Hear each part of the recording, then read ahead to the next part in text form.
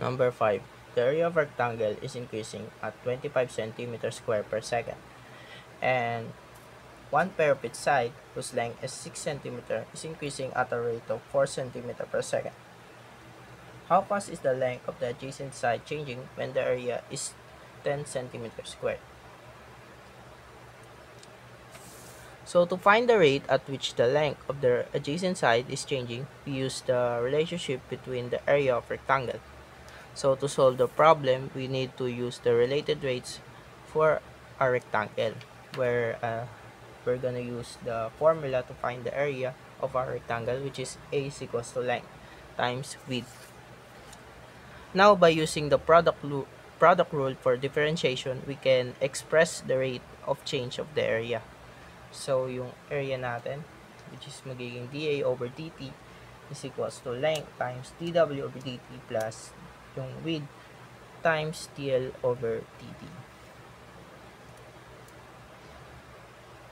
So, the area is increasing at a rate of 25 centimeter squared. So, ito yung magiging dA over dt natin. Yung width naman natin is 6 centimeter. Yung area ng rectangle natin is 10 centimeter squared.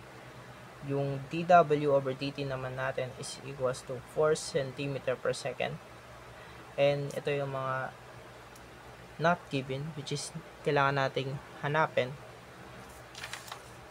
Yung length kailangan nating mahanap so that we can come up with dl over dt, which is para masagot natin yung tanong na how fast is the length of the adjacent side changing when the area is 10 cm square. So para mahanap natin yung rate of change ng length na adjacent side natin.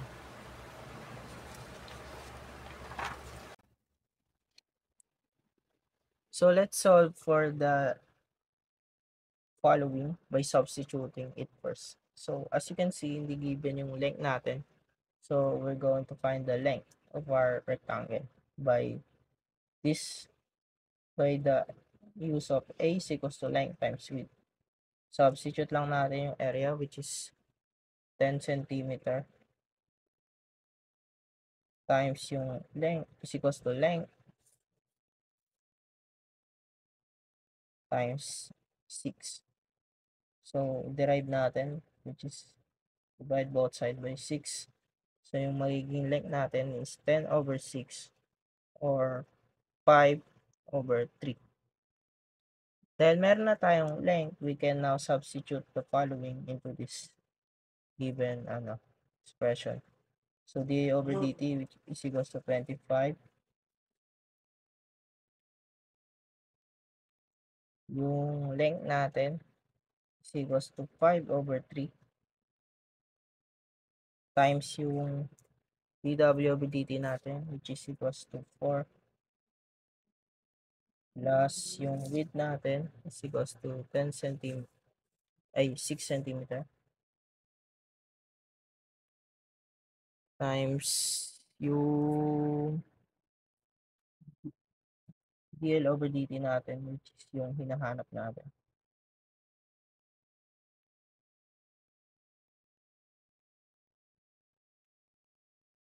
Now, let's multiply 5 over 3 is equals, so 5 over 3 times 4 is equals to 20 over 3 plus 6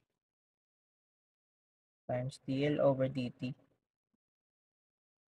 is equals to 25. So, if transpose natin yung 20 over 3 sa left side, so magiging negative siya over 3 is equals to 6 over d and dl over dt. Now, divide both sides by 6 para mahanap natin dl over dt. So, magiging sagot dyan is 55 over 18 or 3.06. So therefore, the rate at which the length of the adjacent side is changing when the area is 10 cm squared is 3.06 cm per second or 55 over 18 cm per second.